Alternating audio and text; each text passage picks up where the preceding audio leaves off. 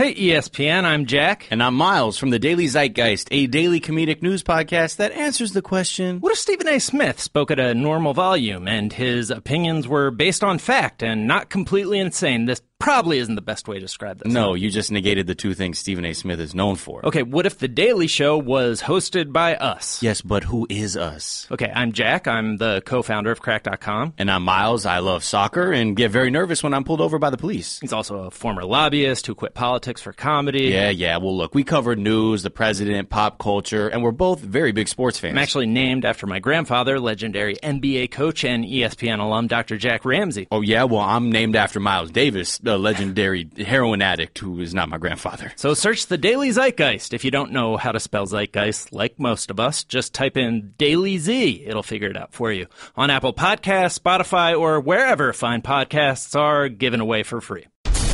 And now, Jalen and Jacoby on ESPN Radio. When I pop the trunk, head the deck. Y'all pop the trunk, I pop the hood. Now act stupid, I'll pop the trunk. Now give me your boom. We're here for the Tournament Challenge. And over the course of the next 3 hours, we will tell you exactly how the tournament is going to play out. Every single game. We're going to pick it. Warren Buffett's going to have to buy us everything. But before we get to this tournament, what's going to happen in the future? We're going to go back in the Wayback Machine, Mr. Rose. Okay. You played in a couple NCAA tournaments, if I remember correctly. 3 of them. You had a nickname for your team? The Fabulous Five. The Fab Five. But they weren't going to be called the Fab Five. They were going to be called what? 5 times. God, you wouldn't be here right now if you weren't 5 times. No. 5 times is such a terrible nickname. Wouldn't be a 5 times? 5 times. 30 for 30? 5 times. No, there would not be a 5 times for 30 for 30. But let's take a look at some of your March memories. Let's just get in the time machine and travel a little bit. Uh-oh. Here's Jalen's March memories. Oh, hitting with that cross against Ohio State. They had beaten us twice that season. Big Ten Player of the Year, Jimmy Jackson, Lawrence Funderburk. We had some foul trouble issues. Found a way. I didn't see you getting any buckets in these highlights so far at all. I was on the first highlight. Oh, okay. You got your one bucket on there? Yeah. So why did you pick this one to show? Juwan hit the cabbage patch. That is what made the That's the only reason right why. There. That's why right there. That's the highlight. Just want to show him do the cabbage patch. I want to show Juwan cabbage patch. That's it. So you guys won the tournament this year, right? This is 92, national champions, Michigan? No. No? Oh, but you advanced. Now, this is one that you wanted to tell us about. The staff did research, and our staff doesn't research that much. The staff did research on this, and they have found no journalist has recorded this event that you are about to tell us. So for those of you listening, you're in for a treat. Some behind-the-curtain, behind-the-scenes action from the 1992 tournament. So when we were about to play Cincinnati, Coach Bob Huggins, who now is with West Virginia, their best players were Nick Van Exel, as well as Corey Blunt. I remember that team. They were a brash group of individuals also. They had a lot of moxie. They talked a lot of trash. Moxie. And so going into the game, that spilled out into the media. So much so that pregame,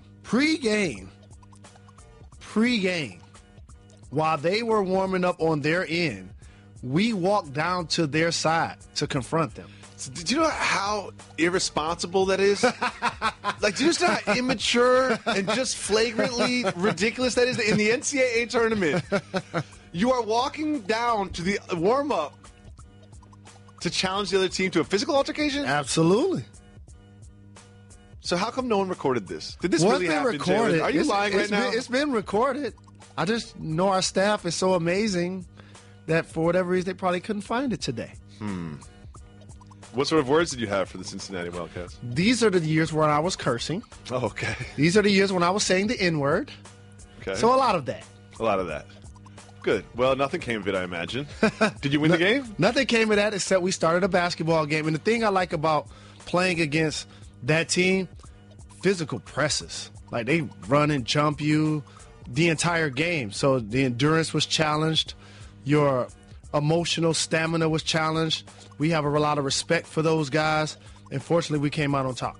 What was the biggest difference between a regular game, a conference tournament game, and when you're in the NCAA tournament? In a conference game, you know that there's a tomorrow. You're building towards something. Once you get to the NCAA tournament, the best team doesn't always win, like in the NBA where you have a 7-game series. So you've seen crazier things happen during the NCAA tournament, and fortunately we were a part of it. Well, we certainly saw some crazy things happen in the next NCAA tournament, which you were a part of, the 1993 tournament. We were down 19 at halftime and came back to win. Did you guys look at each other like, if we do not come back in this game, our legacy will not exist. We will not be remembered as the great Fab Five. We will be remembered as the team that had all the brash and bravado that couldn't get it done. This is the game that totally gets forgotten because, as I mentioned, we were playing in Arizona. They are UCLA. It was like a home court game for them. They were thumping us by 19 at halftime. And this was when the shot clock was 45 seconds. That's ridiculous. That's a big difference in the pace of play that you see nowadays. And so for us to be able to come back against a team that had a couple of future pros on it was an amazing feat because you talk about us being 5 times and me not sitting here. Us losing to UCLA, I'm not sitting here. Jimmy King doesn't clean up your miss. You're not sitting here. Big shout Because to that's what Jimmy King. made the story special is that we were 5 freshmen. Now, it don't happen this is another if one we lose that game. This is another one that when you watch the Fab Five doc, this gentleman doesn't come up.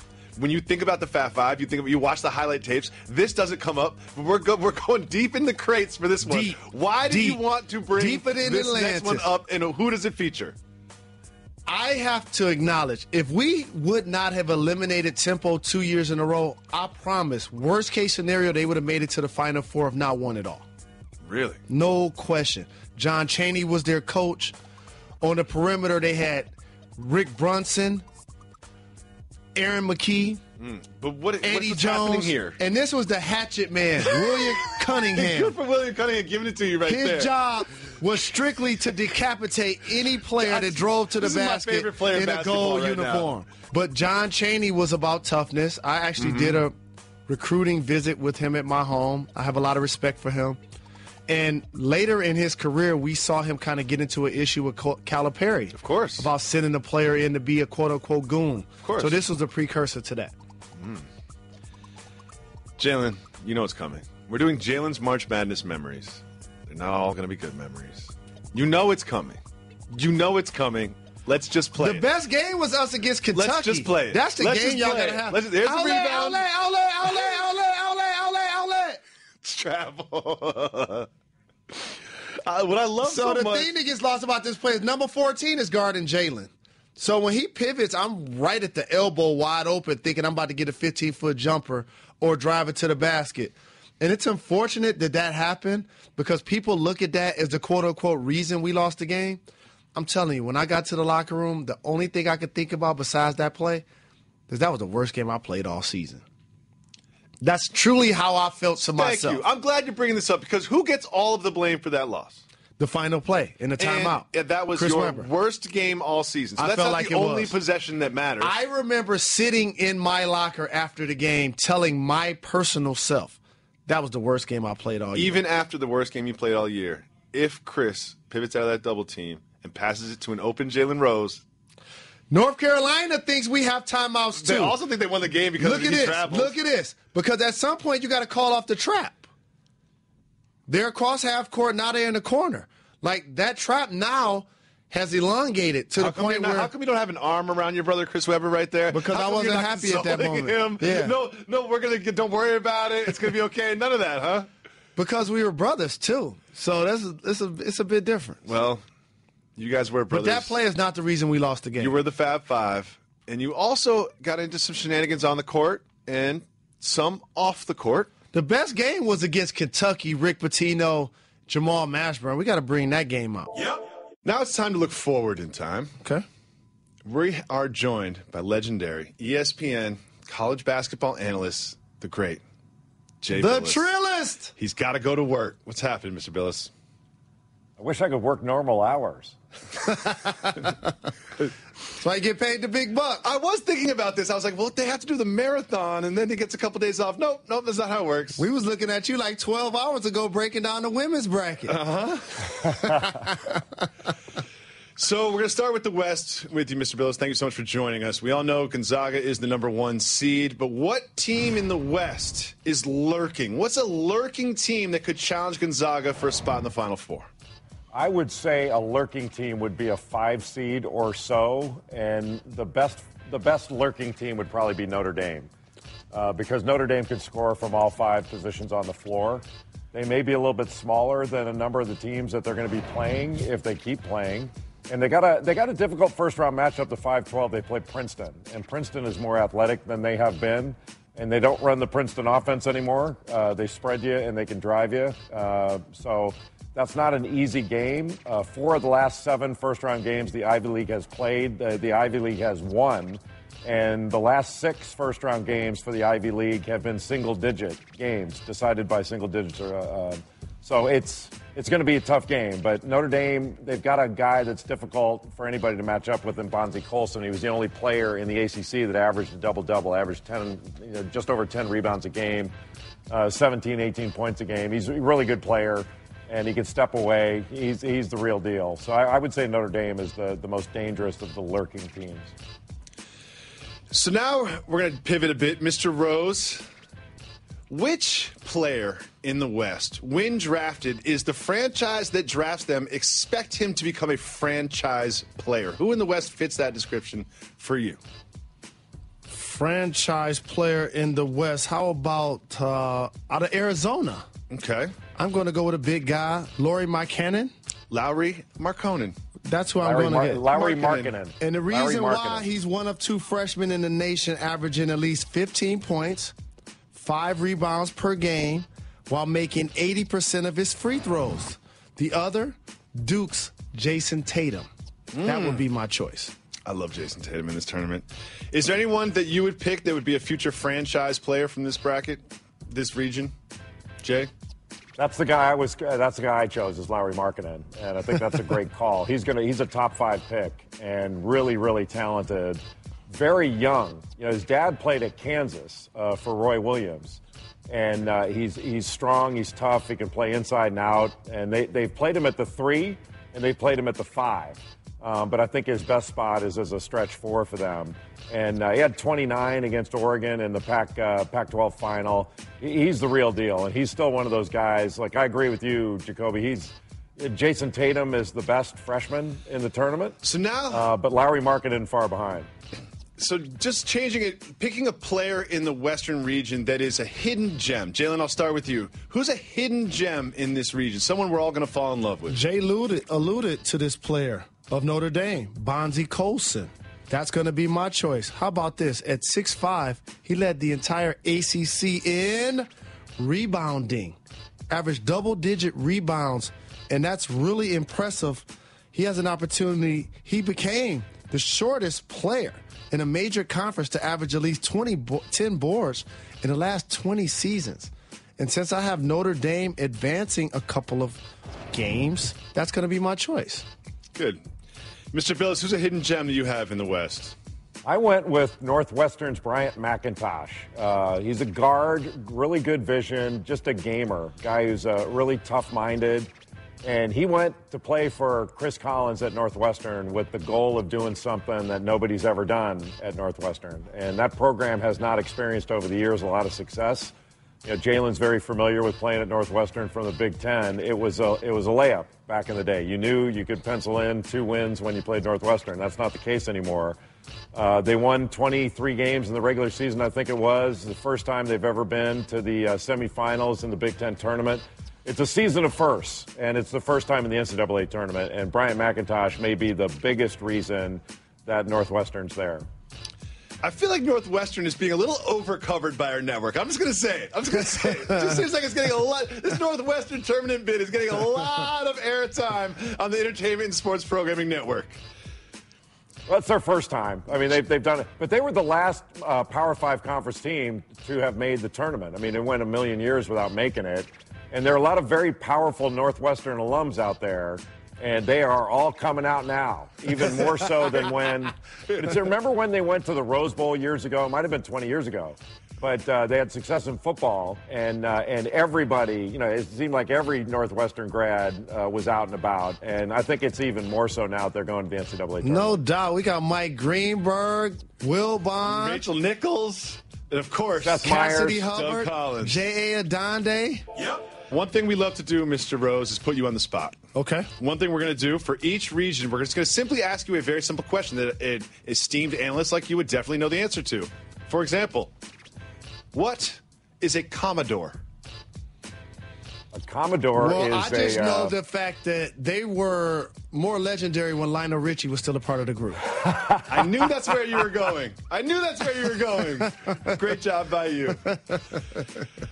What, Jay Bilas, do you know what a Vanderbilt Commodore actually is? It is a very hoity-toity sailor. He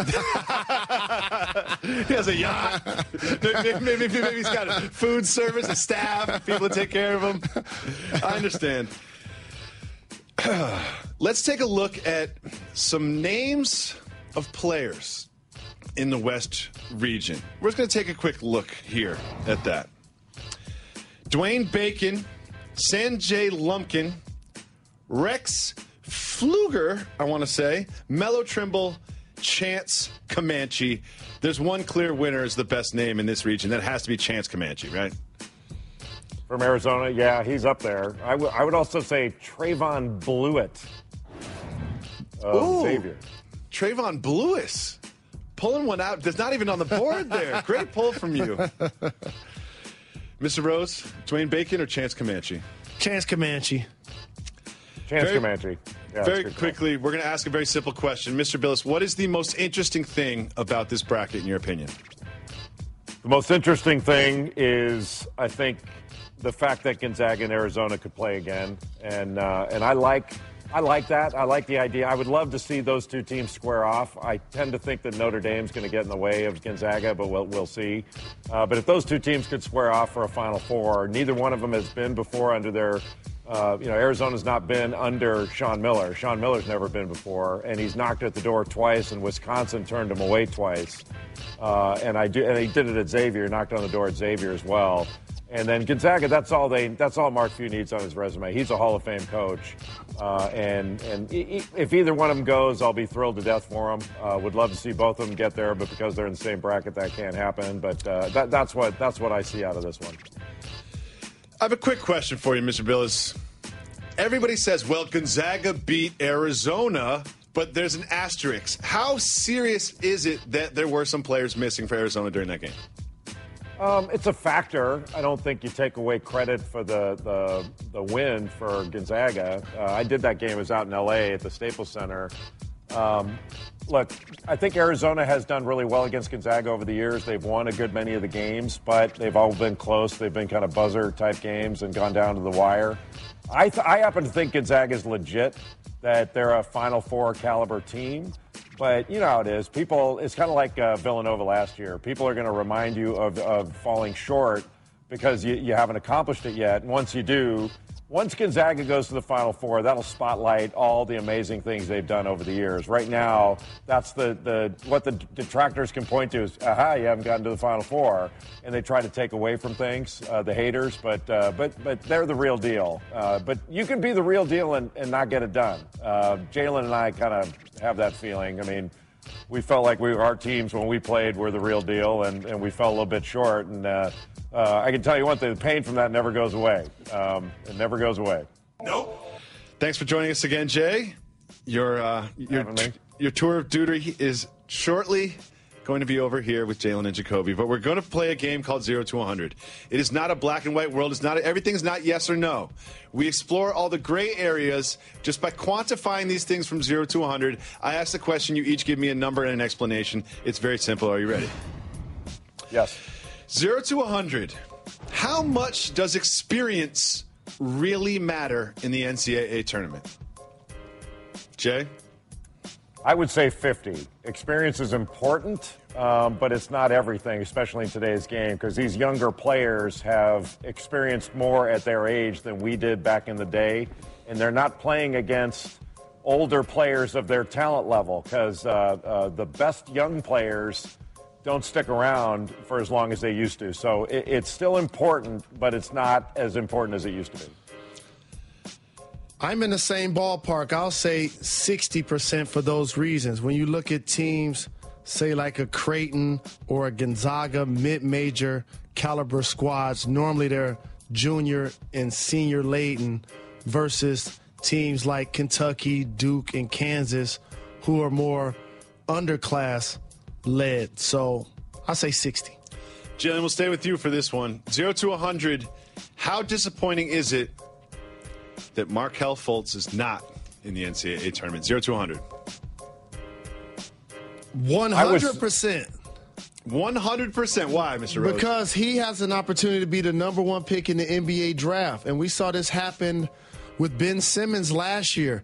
You hope to get a chance to see a precursor of amazing talent and how they're able to produce in the NCAA tournament, and we're being deprived of that. Mr. Bilas, 0 to 100. How disappointing is it that Markelle Fultz is not in the tournament? I would say 80, but I agree with Jalen that it's incredibly disappointing that the number one pick for the second year in a row, or the presumptive number one pick, is not going to be in the tournament. And the reason it's not 100 is because I'm discounting it because most people couldn't pick, most fans, even ardent college basketball fans, couldn't pick Markelle Fultz out of a lineup right now. They will be able to later when he gets more famous as we go. But that's one of the reasons that last year I was saying, look, Ben Simmons should go wherever he wants, but the best play is to go somewhere like Kentucky or North Carolina or Duke where you're going to be known as a winner. And we questioned whether Ben Simmons was a winner last year just because of what happened with his team. We'll do the same thing with Markelle Fultz. I think both those guys are winners, but their teams didn't do well, and because they've got such big shoulders and are expected to carry such a big load due to their talent level, we're going to blame them for that. Quick question here, starting with you, Jay. 0 to 100. How likely is it that this is the year a 16 seed finally beats a number one seed in the NCAA tournament, men's? Zero, because the margin in those games is getting bigger. When Jalen was in college, Michigan State, or maybe it was just right before Jalen got to Michigan, Michigan State almost got beat in a 116 game. They went to overtime with Murray State. Yes, there were closer games back then, but now the margin has grown over the years, and it's really unusual to have even a semi-competitive game by halftime. Jalen, 0 to 100. How likely is it that LeVar Ball makes more headlines than Lonzo Ball during the tournament? 50%. Ooh. As long as UCLA continues to advance, we're going to obviously talk about his son on the floor, which means we're going to also talk about his dad's quotes during the game and post-game. When you say things like, my son could be just as good as Steph Curry. Oh, you heard he said he could beat Michael Jordan. Michael Jordan one-on-one in my prime. These are going to get headlines. I'm going to change it a little bit for you, Mr. Bilas. 0 to 100. How likely is it that LeVar Ball runs onto the court and sets a pick for his son Lonzo Ball? That'll be 0, but if it got publicity, it would be 100 because I'm telling you, man, he is a product of not only sort of the Earl Woods, Richard Williams, but also the Kardashians because he is doing a good job. He's going to make a lot of money off this, and I respect that. He's handling this it may not be palatable to a lot of people, but it's smart business. He's a smart businessman. Jalen, we've talked about this before, but I want to know the real answer. 0 to 100, how much do you want to be a head coach of men's college basketball? With a long, dramatic pause. 55% with the right program at the right time. I see certain gyms around the country, and I'm not going to name any because why not? They currently have coaches, and you shouldn't do that. Jalen, it's 3:30 in the morning. No one can hear us. They're watching it. It's something that I would not rule out with the right opportunity. Interesting. Mr. Bilas, if you could pick a program for Jalen Rose to be the head coach of, which program would that be? Boy, that's a good question. Probably USC. that might have come up from time to time in the past, inside and outside of this studio. Very astute analysis from you, Mr. Bilas, at this type of an hour during your run.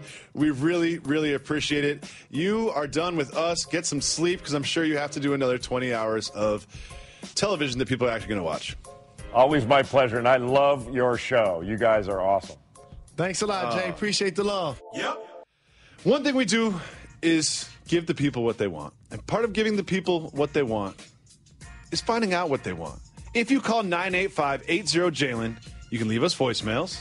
We'd love to hear from you. Let's listen. We'll play them on the show. Let's listen to the first voicemail right now. It's your boy Juice calling from Richmond, Virginia, the DMV area. You already know. Jalen, now that your Wolverines are in the big dance, I wanted to know, do you plan on making an appearance at the game, and how far do you actually have your Wolverines going? Thank you so much for the call, Juice. Can I just rephrase Juice's question a little bit? Because I know that you're not going to go to the first game.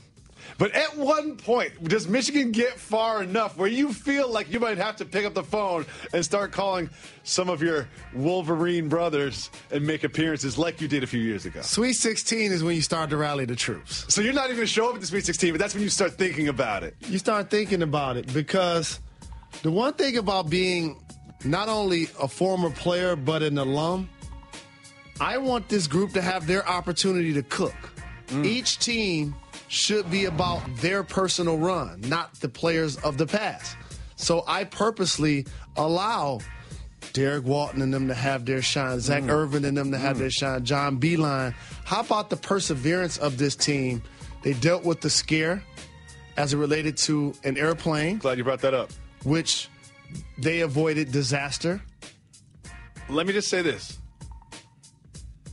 Are you kind of rooting for another scare? Maybe the bus goes off the road and no one gets hurt. Maybe no more scared. If no one gets hurt, as somebody that travels so much and has played so many team sports, I promise you, that brought that basketball team so close together we couldn't imagine. That's my point. Because you go from literally thinking about I at all to we. Stage some sort of thing in the hotel lobby. You don't need a second one. You already had it happen once. You know they're playing Indianapolis. I know you love Indianapolis. That's not going to get you out to the round of 32. I want to get them the chance to win a couple of games. Now, if I was in town and they were playing, I would go to the first game. But flying to the fun, start talking about it around Sweet 16. Not going to be able to do it. Thanks so much for the call, Juice. Let's listen to the next voicemail. Jalen and Jacoby, my bros. My name is Ryan from the Apple Valley. Jalen Rose made me a Fast Five Michigan fan since I was a little kid, bro. All the way until they denounced all the records from the Fab Five. And I said, man, the only reason why I'm a fan is the Fab Five.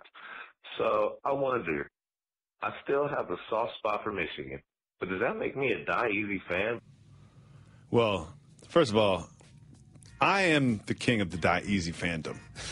And for those of you that don't know, being a Die Easy fan is the opposite of being a Die Hard fan. Because once my team that I'm rooting for starts to falter a little bit, I'm off the bandwagon. I'm off of them real quick. And then once they start to bubble up to the top again, I'm back on. I'll tell you what, he's loving the Patriots these days. Oh, yeah. They won the Super Bowl. Yeah. They got Brandon Cooks. They're going to get Gronk back. During those Tony Eason years, I wasn't repping the Pats the way I am now with Tom Brady. But my question to you is, are they going to bring those banners back? The banners will eventually come back, because what we were fortunate enough to accomplish is something that was legendary in the history of the school. And what you see in collegiate athletics is that the teams that are able to embrace their past, but also tie that into their current program of what they hope, what they're hoping to build, those are the teams that have what I consider legacy opportunities to continue to grow. You see Coach Calipari bringing back legions of players from the past. Same Drake. with Duke, having multiple basketball camps and things like that. Michigan State. Michigan is a football school, so you see it more happening in that sport. Yeah. It has yet to truly happen in basketball, but I think it will. And I hate to say it this way, I hope it doesn't take something tragic to happen for it to actually take place. That just made me sad. Let's listen to the next voicemail. Hey guys, my name's Tyler. Which college team do you guys see as a huge underdog? My prediction, Oregon. Watch out. Interesting. Tyler's picking Oregon, even though they lost Chris Boucher, who was a shot blocker, sort of like a defensive guy for them. Yeah. Put up some numbers as well. Yeah. What's an underdog team? What's basically a Cinderella team, a sleeper team, however you want to say it? Looking down at your bracket, what is one that jumps out at you? Well, I will say this about Oregon is that Dylan Brooks is clutch. He plays. He be balling. Yes. So if I had to go with the sleeper based on my brackets, I have Middle Tennessee winning a 5-12 game. Oh, no. I have the 5-12 thing. St. Mary's, well, they're 7. How about if I'm going to take a sleeper, Iowa State, I got them winning 2 games. I have Creighton, who's a 6 seed, winning 2 games. No true sleepers in my Final Four. I have North Dakota winning the whole tournament. What can I say? Where's LL? 98580 Jalen. That's a lie. Leave us a voicemail. Let's listen to the next voicemail. Thanks so much for calling. What up, though? This is John. I'm 20 years old. I'm from South Central Los Angeles, California. As a diehard Laker fan, which players should I be watching during March Madness that we might pick up in the draft? Thanks, fellas. Giving the people what they want. Lakers fans. Well, the player you would hope to watch is not in the tournament.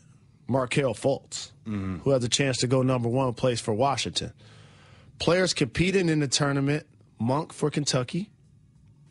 Just say it. You know where this is going. He has a chance to. You know where this is going. Be an amazing NBA prospect. You know where this is going, But Jalen. everybody in California want to see what happens with the Ball family. They won't even be happy just to have Lonzo Ball. Angelo Ball, LaMelo Ball, LeVar Ball. All of a sudden is working with Magic as the assistant GM. Oh, God, so much ball. Thanks so much for the call. Appreciate it. Let's listen to the last voicemail. Thank you so much, everybody that called in. Yo, Jalen and Jacoby. This is Johnny calling from Manassas, Virginia. My question to you is, why did Ray Jackson always shoot three-pointer with his foot on the damn line? Every time, his foot on the line. Jacoby, you funny too, by the way. Have a good day. Johnny is my favorite. Johnny's mad about foot on the line of three-point shots from 25 years ago. There is no Fab Five without the sacrifices of Ray Jackson.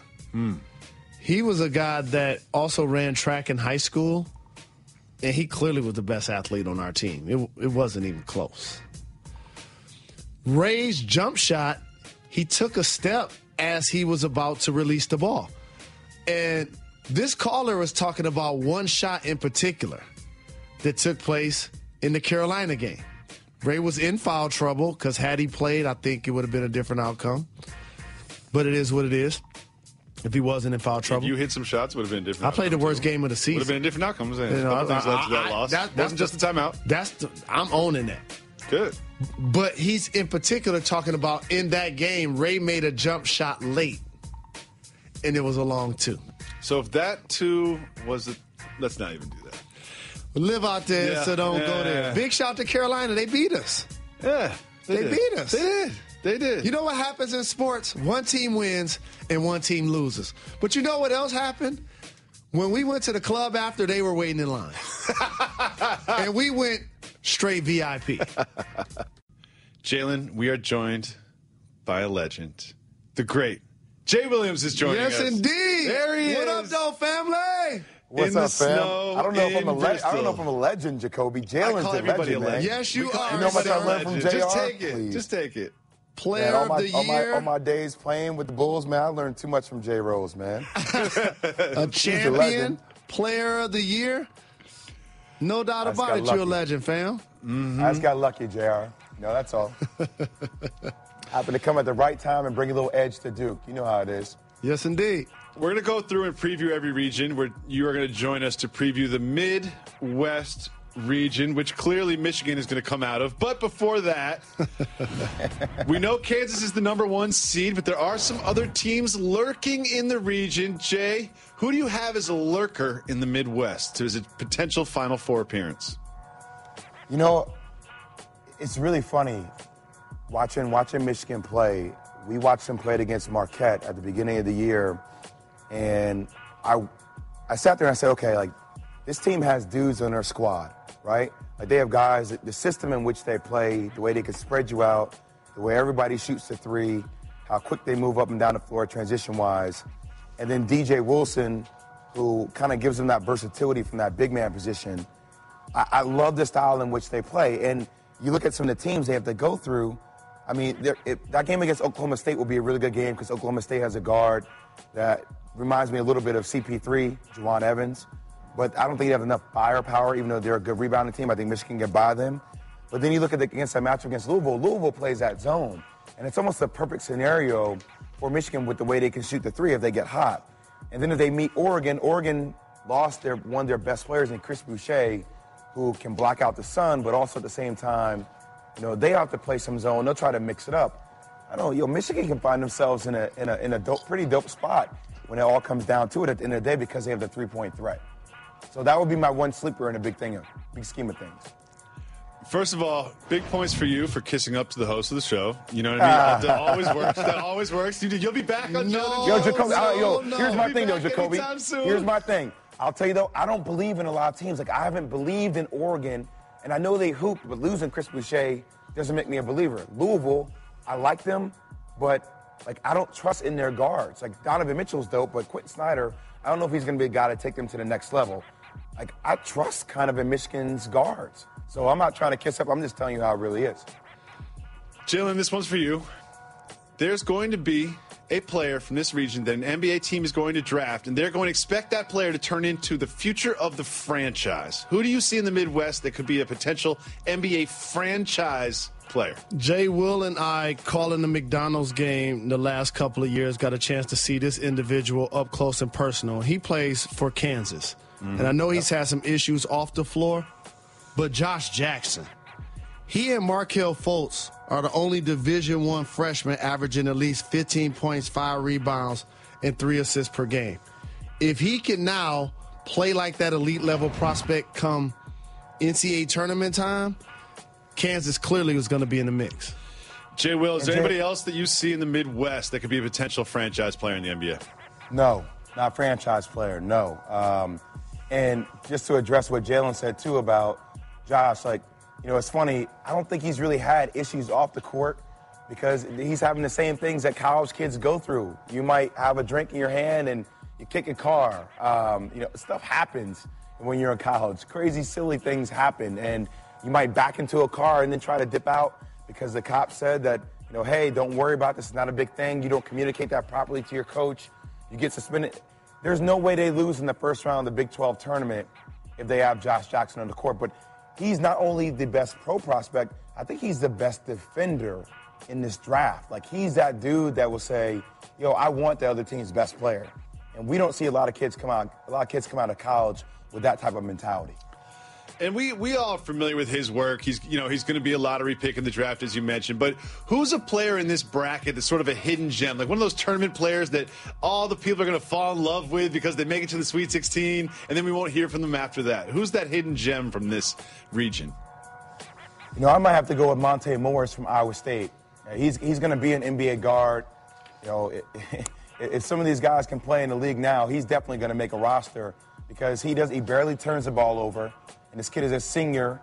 He's won 3 out of 4 Big 12 tournament championships. And he just understands how to play. He's almost like he's a collegiate version of Kevin Ollie in the league. Like, he's faster, he can shoot better, but he just never makes mistakes. He always takes high percentage shots, and he's that constant communicator.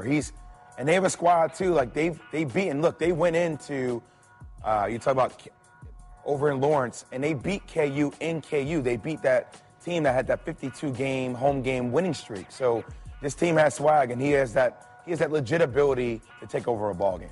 Monte Morris from Iowa State. Jalen Rose, who do you have as a hidden gem from the Midwest region in this year's bracket? Oklahoma State, Juwan Evans. Yep. Not many people talking about him as a point guard, but however, he averages 6.2 assists per game. That's the most in the Big 12 and third among major conference players behind Kyron Cartwright and another player you've heard of this year, Lonzo Ball. Something tells me you'll be rooting for him as they face Michigan in the very first game of the tournament. Not going to be able to do it. One thing we do on this show, Jay, which I'm sure you know because you watch every single night, I know, is we just like to ask Jalen some questions that he doesn't know the answers to. So right now, that's all of them. Very simple question, Mr. Rose. What is a catamount? A catamount probably is something that when your kitten uses the bathroom, you're trying to determine how much it is. So you say that's a catamount. Jay Will, I don't know if you know this one either. What exactly is a catamount? I got no damn clue, Jacoby. I got Yo, you got. see what I'm with, Jay? You see this, Jay? I'm watching Jay Rose trying to struggle. I'm struggling to be in a snowstorm right now in Bristol. You think I want to take my tail up to Vermont to see what a catamount is? I guess it's just a cat. You see how they set me up, Jay? Yeah. How much did you lose in Vegas? How much did you lose in Vegas? Just a catamount. It wasn't that bad. You know what? I like met Jay Rose said it's a cat and a mount. So simple but so brilliant, JR. Now let's take a look at some of the names, because a lot of good names. Let's take a look at the best names in the Midwest bracket. And you guys pick your favorite from this. I got to go with Raekwon Harney because I love Raekwon. Mitch Lightfoot. Wait, there's a dude named Raekwon Harney? Yep, Raekwon Harney's in there. Rogers Print Up is great, too. Lou Crawls, Tum Tum Nairn. Everyone's on that one. I feel like he's like that hot band that blew up. And then we have, of course, Muhammad Ali Abdur Rahman. Jalen, what's your favorite name from that group? Lou Rawls Tum Tum. It's a lot on that. There's a lot there. It's a lot on that. There's a lot there. Because I'm old enough to know who Lou Rawls is, so that could be its own thing. Tum Tum is something in itself. No, but don't sleep on the junior either, though. Junior. It's a junior. So this Lou Rawls, there's another Lou Rawls Nairn on the planet that said, you know what, Lou Rawls is going to get passed down. What's your favorite, Jay Will? I got to go. Hey, we had this whole tournament bracket challenge where we had the best hip-hop albums, and we were talking about, 36 Chambers from Wu-Tang Clan, so I got to go with Raekwon Harney because I'm on that kick right now. Hold on, Jay? Yeah. Jay? Yeah. I watched that segment, okay? Okay, I know. And I can tell you're frustrated. Eminem over 36 Chambers from Wu-Tang. And at that point, I turned off the television, poured a glass of water on it, and then smashed my forehead through the screen. I was so upset. Hey, look, with you. I struggled with it, but lyrically, I tried to cancel this. I tried to cancel this segment after that. I saw that. Yeah. Jay Rose, what do you think about this, though? I get the whole squad of Wu-Tang, which is dope. I mean, Ghostface Killer, everybody, Raekwon, Meth, the whole crew. I don't know, man. Like lyrically, M's kind of on that crazy level, though. Are you not there with me, Detroit? I know where you're going, but man, 36 Chambers, that's I know. Okay, classic you're right. material. The actual discussion of the greatest hip-hop album of all time is very much a subjective thing. We're not going to go culture vulture here. Yeah, Jacoby, I just want you to know that I was by myself. Bilas, I don't know how in-depth knowledge Bilas knew.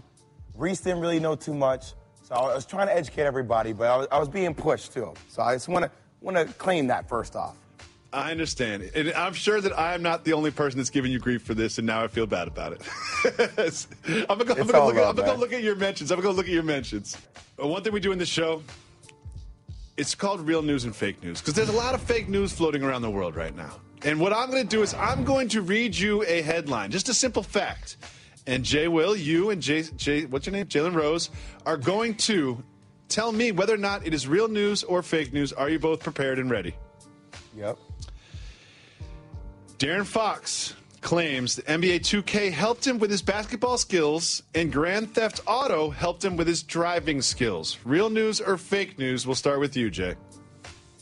I'll go real news. Real news. Mr. Rose? Real news as well. That was a tricky one. He did use NBA 2K to help him with his basketball skills, specifically working with the pick and roll. However, he did not use Grand Theft Auto to help him with his driving skills. That's a setup question, Jacoby. That was a setup question. That was a setup question. You got to be careful around here. You ready? Real news or fake news? Harry Giles III follows his own official fan page on Twitter. Real news. I say fake news or you wouldn't be asking. It's real news. You're right, Mr. Williams. And if I had an official fan page, I would definitely follow it myself, too. Good for him for having a... Good for him. Good for him for having an official fan page. I just want my man to stay top 15 in the draft. I'm worried about him, that's all. What do you expect from him in the tournament? I think he's one of the most interesting figures in the entire tournament. Well, it's crazy because at the beginning of the year, coming off multiple injuries, I didn't want him to play. I said, hey, man, like, why are you even going to try to play? Just stay out the season, work with the Joe Abunazar or somebody, and just continue to train and get ready for the NBA draft. He chose to play. That's great. But then his stock went down, but hopefully his stock can come back up. Look, he's a rebounder. He's a guy that you're not going to throw the ball down to on the block and say, give me 15 or 20 points. But he's finally coming into his own offensively. He's finally seeming somewhat comfortable on the offensive end. That's all you can ask right now. Real news or fake news, gentlemen? Duke's Jason Tatum is a second cousin of Magic Mike's Channing Tatum. Real news or fake news? Fake news. Jalen? Magic Mike's Channing Tatum. Do you know who Channing Tatum is? I do not. You have no idea who Channing Tatum is. I love doing this show with you. The I Magic love Mike doing this I show know with you. is the DJ. So I'll say that's Jay fake Rose, news. you really don't know who Channing Tatum is? You'd be surprised how little he knows about films featuring people with my skin tone. You'd be surprised. Real news or fake news? After winning in 2012, John Calipari had a custom championship ring sent to rapper Drake. Real news or fake news? We'll start with you, Jay. 100 real. That's real. Confident from Jay Williams. It's a custom championship ring, which means it's not authentic, or is it authentic? I think No that's a trick questions, word. Mr. Rose. I'll say custom real news. That is real news. John Calipari took time out of his day to say, you know who I need to hook up? I need to hook up Drake. There it is right there. It says Drizzy on it. Well, they're legitimately friends, and it doesn't hurt when you picking up the phone with recruits and you say, so, who's your favorite rapper? Oh, Drake? Oh, I'm about to call him right now. Oh, here he is. Do you know? By the way, too, Jay Rose, he has him at, like, he does this whole fantasy camp, and he'll have Drake come down with every big-time recruit. Like, he'll bring back John Wall, he'll bring back D. Rose, all these guys, and they're all hoop. And, like, a recruiter sit there and look at Drake and be like, why would I not want to come to school here? Yeah, exactly. Are you kidding me? Like, you might ever get to play one-on-one against Drake? Like, do I get to go to his house? Might Play get with Odell name Beckham? dropped in a record? Yeah, of course. This is Like, great. straight up to my face, like, why wouldn't I want to do that? Good reference. Real news or fake news? A Michigan alum holds the records for most points in a single tournament. We'll start with you for this one, Jalen. A Michigan alum, I would say real news, Glenn Rice. Jay Will? I will go real news, too. Real news, Glenn Rice holds the most points in a single tournament record. Moving on. How many points was it? No follow-up questions on this show, okay? No follow-up questions, all right? That means when you're on other shows, you can ask follow-up questions. Flint Town representing. I see him out there with the T-shirt underneath his jersey, getting Old them school. buckets. Jacoby, that means you don't know the answer, huh? That's cool, though. Terry Mills. I'm waiting for them to say it in my ear. I'm just laying out until they say it in my ear. Ramil. Real news or fake news? Big Shot Freeds. The term March Madness was originally used to describe a seasonal psychological condition. Real news or fake news, Jay Will? Fake news. I'm not even going to ask Jalen. That's fake news. Real news or fake news? A current Gonzaga player is the all-time leader in college basketball wins. Huh. That's one of those things where you can't overlook mid-major teams because they are junior and senior laden. I'm going to say that's real news. Jay, I want your answer in a second, but one thing I want you to notice is when Jalen is thinking, he just talks for a while and then gets to his point. That's He that talks thing that himself just through goes it. I right like there it, though. and You got to talk yourself through it sometimes, man. Yeah, he doesn't just kind of like go for a little bit and then give an answer. So I'm going to repeat it for you. A current Gonzaga player is the all-time leader in college basketball wins. All-time leader in college basketball wins is a current Gonzaga player that. Yeah, I probably have to go real news. Probably Shimmick Karnowski. You are right. Everybody calls him Karnowski, but they just told me how to say his first name. Shevik Karnowski. There he is. All-time leader. No one has won more games at a collegiate level than that handsome, spry gentleman right there. He be throwing that big body around, too. Yeah, I don't want to guard that guy. And he's going to be a pro, man. He's going to be all right. Jay Will, thank you so much for joining us. Good to see you, we family. We really appreciate it. Much We love, look man. forward- we look forward to watching you every hour and a half for the next 20 hours. Stay You know what? caffeinated, get some You rest. guys just enjoy the 80 degrees out there in L.A. We'll be in a blizzard. It'll be like 2.5 feet of snow, and I'm sure you guys will be thinking of us. No, we will not. Nope. So, Jalen, you rarely come up with segment ideas. You rarely email the staff with ideas and research and things that you want to do, but you wanted to compile a list. Explain to us why this list is important to you that you call the best of both worlds. The best of both worlds. 15 individuals currently on NBA rosters that were fortunate enough to play in a Final Four as well as the NBA Finals. And so what I try to weigh is when their team made it to the Final Four, what type of work was that player putting in? Also, when his team made it to the finals in the NBA, what type of work were they putting in? And you came up with a top 5, right? And I came up with a top 5. Dylon, So I know y'all saw Russell Westbrook on there. And for everybody that don't know, Russell Westbrook averaged 8 points in college. That's what makes his rise to MVP status so phenomenal. So at number 5, Michigan State's home. Draymond Green. Oh, Day came in. Collegiate player. Look at him straight off the floor. How about this? Collegiate player of the year at one time when he was in college. Also an all-star when the Golden State Warriors won the NBA championship. Would have been finals MVP had the Golden State Warriors won this season. And would have been drafted a little higher if he lost 15 pounds while he was playing in college. That's why he went and did that. That's the seismic change you've seen. And speaking of somebody else who lost weight, number 4. Great transition. Kevin Love. Oh. At UCLA, he was still getting you the points, was still getting you the boards, was still throwing the outlet pass. Look a little doughy. He was the reason Russell Westbrook only scored 8 points a game. Yes, they were indeed. dumping into him so much. I remember working out with him after that season. I was like, he got an NBA game. He worked out at that point? No doubt. And we know, though he got benched during the Cleveland Cavaliers' run to the NBA championship, he's an integral part of their basketball team. And he's still averaging 20 and 10 currently in the league. So we've got Draymond Green and Kevin Love, and we're not even into the top 3. Yes, indeed. Who's in number 3? That guy went to Marquette. His name is Dwayne Wade, and I remember them playing, and he was basically getting triple-doubles. And that was with a team that wasn't playing pace and space. He was that dominant, getting the boards, getting the assists, getting the buckets clearly. And we know with the Miami Heat, he was a finals MVP and went on to win 3 total championships. Number 2. Number 2 and number 1 both have something in common. They both won the championship not only in college, as well as the professional ranks. Danny Green. We know him as the starting shooting guard of the San Antonio Spurs. But a lot of people don't realize he went to a couple of Final Fours at Carolina, won the championship, and he continued to put in work with that team, so much so that he shot down the Miami Heat a couple of years ago. I remember that series. That was shocking. It's absolutely shocking.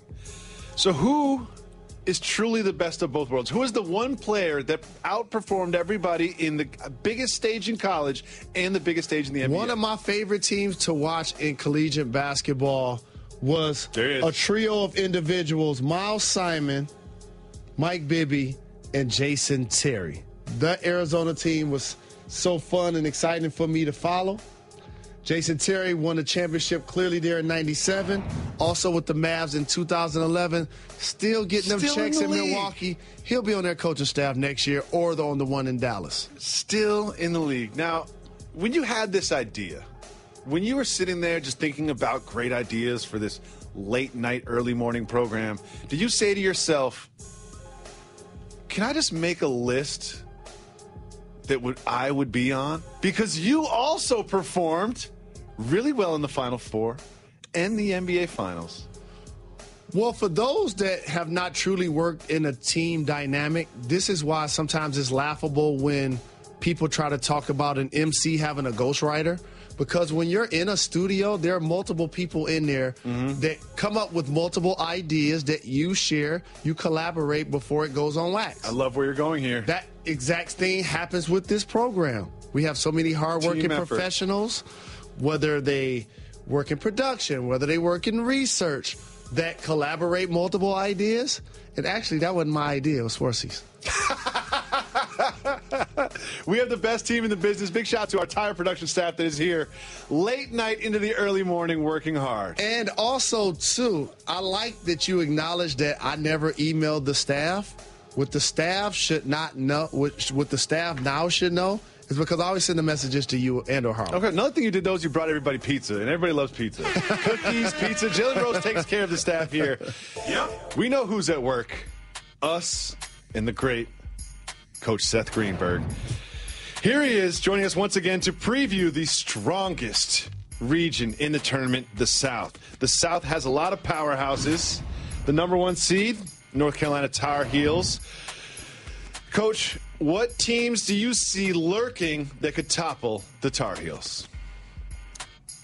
You know, Seton Hall's an interesting team when you're moving forward, and so is Middle Tennessee State because of their 2 hybrid point forwards. But you think about Seton Hall, all right? They've got 3 dudes, all right? When the more dudes you have, the better chance you have to win. When you think about Angel Delgado, he gobbles up rebounds like Pac-Man. He's a human double-double. Desi Rodriguez, you'd like him, Jalen, because he's a left-hander that can score buckets. And then Kadeem Carrington. Those 3 guys can flat score. And when you play North Carolina, you've got to be able to set your defense, and you've got to be able to score buckets because they score easy. So to me, on that top half of the bracket, Seton Hall's an interesting team. The Middle Tennessee team, if they play them, remember the name now, Reggie Upshaw. Reggie Upshaw will play in the NBA along with Ja'Cory Williams. Those 2 guys at 6'8" are basically point forwards. Those guys have talent, and they play a different style of basketball. That's a good call. I am going to go in a different direction. Ooh. And I have this team winning a couple of games. The Butler Bulldogs. I know Brad Stevens is doing a really good job with the Boston Celtics, but he's not there anymore. His former team continues to play really good basketball, and they take care of it, only averaging 10.2 turnovers per game. That was the fewest in the Big East. That's the 8th fewest in the country, which is always going to play a factor. And I like to pay attention to who you've beaten. And they've beaten Villanova 2 times. That says a lot to me. This region, I think, has more people that we will see walk across the stage and shake Adam Silver's hand than in other regions. Who do you see in this region that could be a potential future franchise player, Coach Greenberg? Well, look, Lonzo Ball. He's ridiculous. He has the ability to see plays before they happen. He's got terrific size. He shoots it better than people think. Shoots it across his face. But, people talk about Magic Johnson. His release point when he was in college, kind of similar. Magic had more of a push. But Lonzo Ball has a gift. All right? He has a gift, and he creates an epidemic of passing for UCLA. So, to me, look, this bracket has pros. I mean, you could go Malik Monk, you could go Bam Adebayo, you could go De'Aaron Fox, who's absolutely explosive. But Lonzo Ball, his game translates to the next level. So Coach just labeled all the sort of the top-tier talent in this region. There's a lot. But who's a player that's a hidden gem that we're all going to fall in love with when we see him? You're going to like this one, Coach. Keon Johnson from Winthrop. Oh, little fella, the little fella. Yes, indeed. Muggsy Only Bogues Jr. 5'5". Wow. And for those enjoying NBA basketball and seeing a 5'9" giant Isaiah Thomas, almost averaging 30, how about this gentleman had the 2nd highest scoring average, 22.5 points per game. He's putting in work, putting up big numbers. That's a good choice, Jalen. I picked Winthrop simply because I wanted to cheer Keon Johnson on during that game. That's the only reason I picked him, because I want to cheer him on. He's the 2nd highest scoring player in the entire field. So last segment we learned what a privateer wasn't. We've learned that it was a funny-dressed albino alligator with a nose job. This time, I would like to start with you, Mr. Rose. What is a North Kentucky Norse? What is a Northern Kentucky Norse? How do you spell Norse? N-O-R-S-E, like horse with an N. Oh, I thought you were about to say Nori. That's the only thing that comes to mind. N-O-R-E. That's all I know. On the run eating. Let's try you, Coach. What is a Norse? You know what? I don't know what a Norse is, but like if you're a university and you actually have students come to your school, wouldn't it make sense to select a mascot that someone could relate to? I mean, I don't know what a banana slug is. What a noble idea, Coach. I mean, but I tell you one thing. I mean, Jalen Rose is he's like a Renaissance man. I mean, he's worldly. He's a little bit like Walton. He knows more things that really don't mean anything than most people. And well if Jalen Rose doesn't know a Norse, I have no chance to know a Norse. I mean, that dude is worldly. I mean, he's an educator. He has his own school. You need to have your school. That's a bad mascot right there. I'm just telling you. I don't know what it is. I mean, First of all, a lot of grill, a little angry. Well, get used to it because they'll be getting bounced in the first game they play. You don't have to get used to it. It looks like a Viking sort of a type of a Norse. A Norse, I can see that a Norse, the Viking. Yeah, from the north, you get a Viking sort of a feel. Like what do Vikings have to do with Kentucky? Well, a lot of Viking settlers in northern Kentucky. Just that northern Kentucky region, a lot of Vikings. A lot of Vikings. I learned something today. That's good. I'm happy I'm up here early in the morning learning about a Norse. Let's take a look at some player names in the South region. Here we have Seventh Woods, Scoochie Smith, Xavier Habersham, and Prince Ali. Jalen, there's a clear winner in this bracket. Scoochie Smith. It's Scoochie. Yeah. It's He Scoochie. plays like that, too. Right, Coach? Scoochie, man. I mean, can you go with anyone else but the Scooch? It's got to be Scoochie. I mean, like, the Dayton's finest. I mean, like, and Scoochie plays like a guy whose name's Scoochie. I think that was a nickname. It's a lot like Shake Milton. A lot like Shake Milton. Like he manifested his name through his game. No, I mean, I think what's happened. I mean, look, these are it's like Bam. Bam Adebayo. I mean, that's not his real name, but he developed into Bam. Like Scoochie, you can't have bad handles and have a name like Scoochie. It's a great point. You can't have it. I mean, if you're kicking it all over the gym, we're not naming you Scoochie. But as a young kid, the guy like pop, pop, pop, pop, pop, got in the lane, dropped dimes, shot threes. He's a Scoochie. So as you head to sort of the midway point of your marathon, we've seen you in a lot of different outfits over the course of this, just the beginning of this marathon. You've got the velour on now. You were dressed as an inspector earlier, and you've also been through a variety of sort of zip-up sweaters and jackets. What do you have planned for the rest of the marathon for the people watching? I mean, I'm giving them a reason to watch. That's why you're tuning in. I mean, the good people at Adidas have dressed me up, so who knows? I wore my Hardens earlier. Basically, I'm trying to get on the cool kids' table. I mean, you look at the bald-headed 60-year-old guy, talks a little smack. But, I mean, I gotta have a little gear. And, I figured if I, wear the Hardens and do this kind of stuff, I get at the cool kids' table. I mean, it's not every day I can hang out with you guys. I mean, you get to do it every single day. But, I mean, Jay Rose, come on now. I mean, I was at the Hall of Fame presentation this year. My man got his award. Eloquent. How many guys have their own school, got his award? He makes differences in the community. If I want to hang with Jay Rose, I got to, up my game. Plus, I hang out with Jay Will. I mean, you got to understand, when you hang out with Jay Will, I mean, if you don't, he's got me wearing medium suits, except this body really isn't built for medium suits. He going to take you to Soho House and everything. Yeah. I mean, it's the only thing is, Jay Will wears medium suits, but the pants are like at his knees. I mean, I can't get away with that look. I just can't get away with that look. I'm working real hard. I'm really working hard at it. Well, Coach, you are always invited to join us at this table. However, we wish we were as cool as you made us out to be. Thank you so much for joining us. Yep. So, Jalen. What up, Dal? One of the things I love about doing this show with you, Jalen and Jacoby, on ESPN Radio, 7 to 9 Eastern, Monday through Friday. Is that I don't prepare at all?